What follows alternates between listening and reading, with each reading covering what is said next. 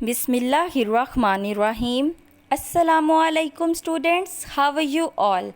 I hope you all are fine. Today we are going to start our English literature lecture for class 3. So students, please you open your books and open the page number 70. Our unit number is 8 and the name of our topic is The Old Man and the Tiger. Beta, in our previous lectures, we have already read and discussed about the story and we have already done the question answers and one page of book work. So today we are going to do another page of book work. So beta, please you open the page number 74. Page number 74 पर आज जो B part है उसका question 1 and 2 हम लोगों ने अपनी books पर राइट करना है. तो बेटा इससे पहले कि हम लोग अपना काम स्टार्ट करें, आप लोगों ने पेज नंबर 74 पर 3 जो है वो स्केल से स्ट्रेट लाइंस ड्रॉ करनी है and you mention the class work date and day on the top of the page.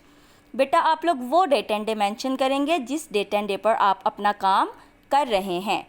सो बेटा let's start our question B part 1.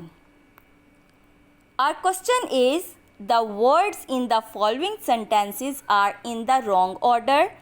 ये जो लफ्ज़ आपको मतलब आपको इन सेंटेंस जो आपको नीचे गिवन है इसमें जो लफ्ज़ है इनकी तरतीब गलत है, ये रॉन्ग ऑर्डर में लिखे गए हैं. Right the sentences so that the meaning is clear. आप लोग इनको इस तरह से राइट करें इन सेंटेंसेस को कि इनके मीनिंग जो है वो क्लियरली समझ आ जाए, यानी कि आप इन्हें राइट ऑर्डर में राइट करेंगे, बिल्कुल जो है तरतीब से इनको लिखेंगे कि ये सेंटेंस जो है वो प्रॉपर हो जाए और इसको पढ़कर कोई भी इसका मतलब जो है वो समझ सके. तो बेटा आप लोग सोच रहे होंगे कि हम लोगों को किस तरह से पता चलेगा कि ये जो है हमने इसको तरतीब किस तरह से देनी है, पहले कौन सा वर्ड आना है बाद में कौन सा वर्ड आना है.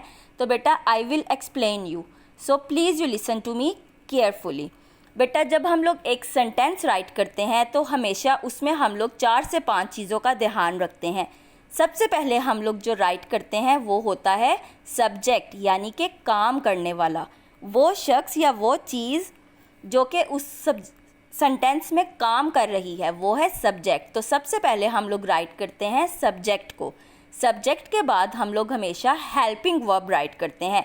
अब हेल्पिंग वर्ब क्या होते हैं, इज़, आर, एम, विल वगैरह, ये सब हमारे हेल्पिंग वर्ब हैं. उसके बाद थर्ड नंबर पर हम लोग राइट करते हैं verbs. Verbs means action word, वो काम जो कि हमारे सेंटेंस में हो रहा है.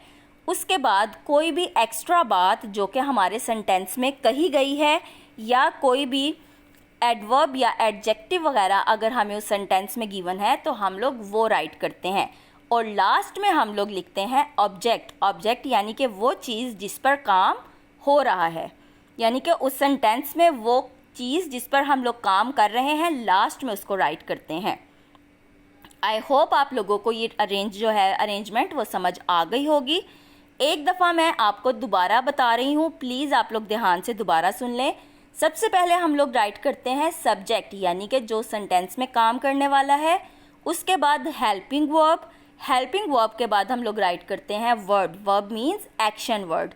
उसके बाद हमारे सेंटेंस में अगर कोई एक्स्ट्रा बात है, कोई एडजेक्टिव या एडवर्ब है, हम लोग वो राइट करते हैं. और लास्ट में हम लोग राइट करते हैं ऑब्जेक्ट, यानी कि वो चीज़ जिस पर काम हो रहा है हम लोग उसको राइट करते हैं. इन 5 बातों की तरतीब का ध्यान रखते हुए हम लोग एक प्रॉपर सेंटेंस जो है वो मेक कर सकते हैं.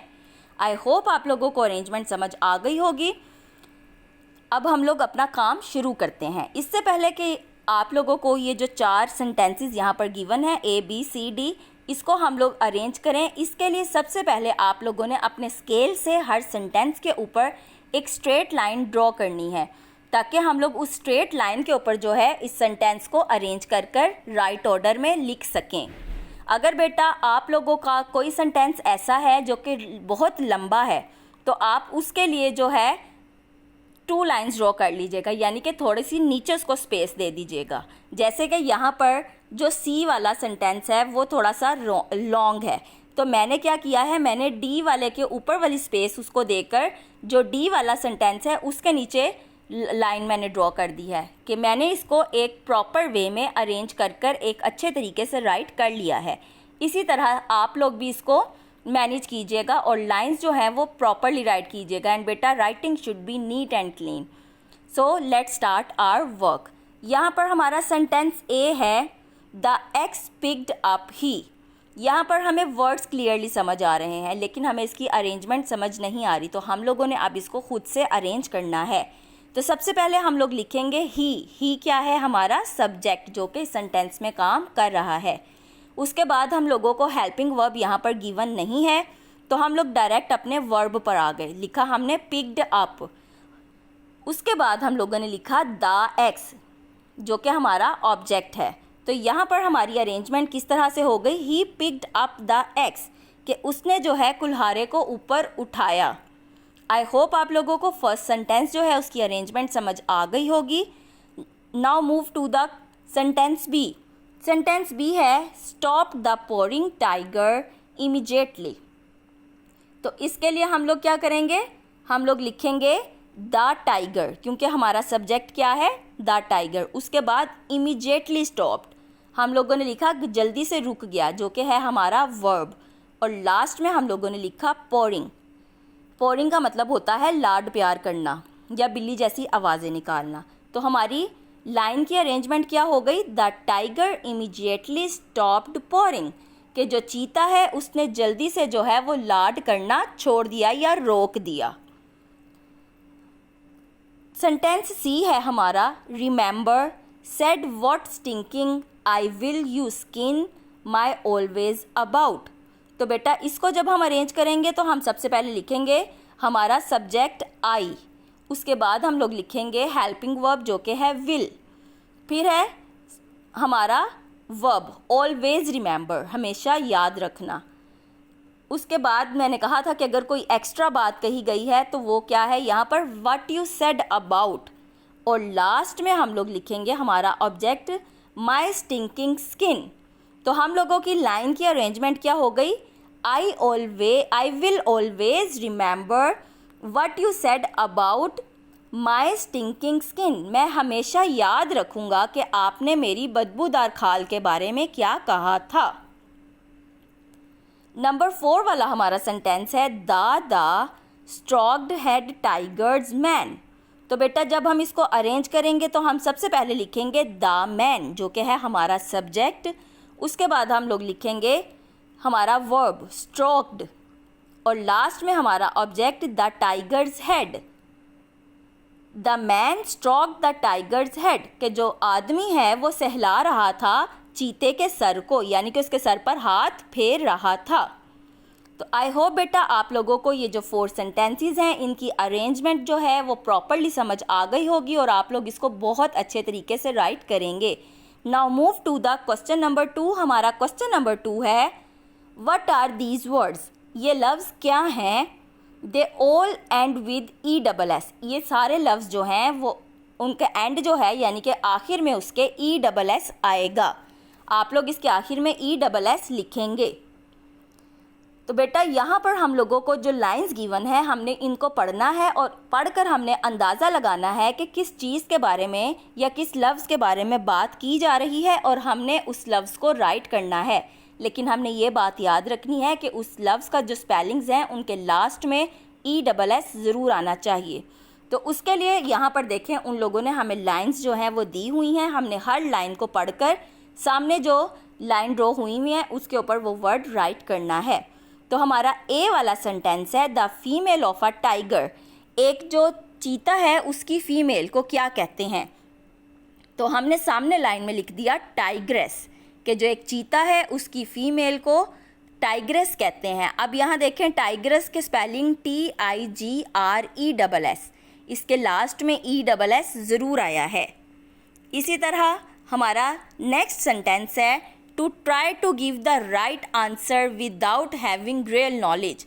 कोशिश करना किसी चीज़ का ठीक से जवाब देना उसके बारे में ठीक से मालूमात ना होने के बावजूद।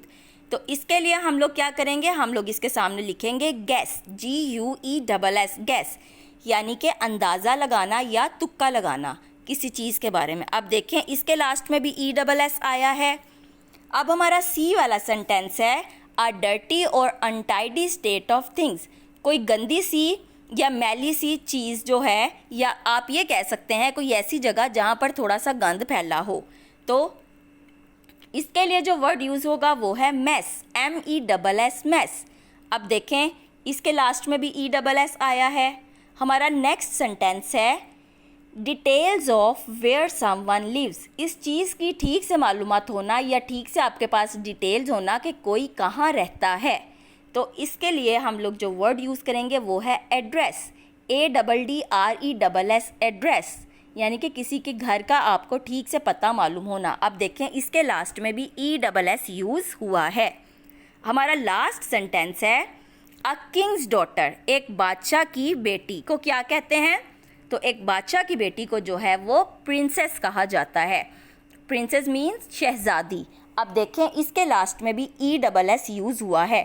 इसी तरह हम लोगों ने ये सारे वर्ड्स जो हैं वो राइट कर लिए हैं जिनके लास्ट में ESS आता है। आई होप आप लोगों को ये वर्ड्स जो हैं वो क्लियरली समझ आ गए होंगे। नाउ बेटा मूव टू द डायरी।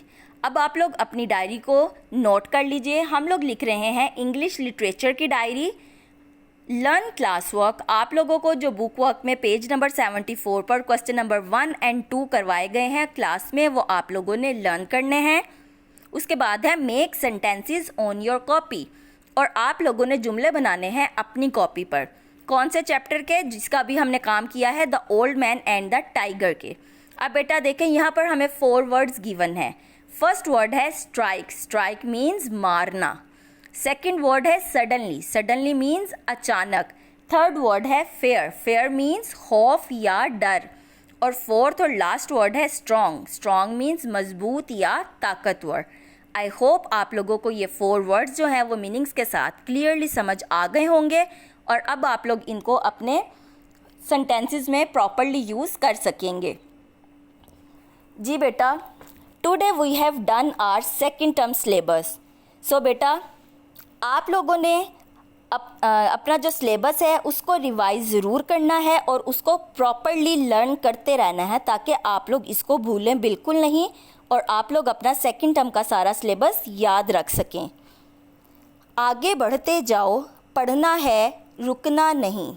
अल्लाह हाफिज़।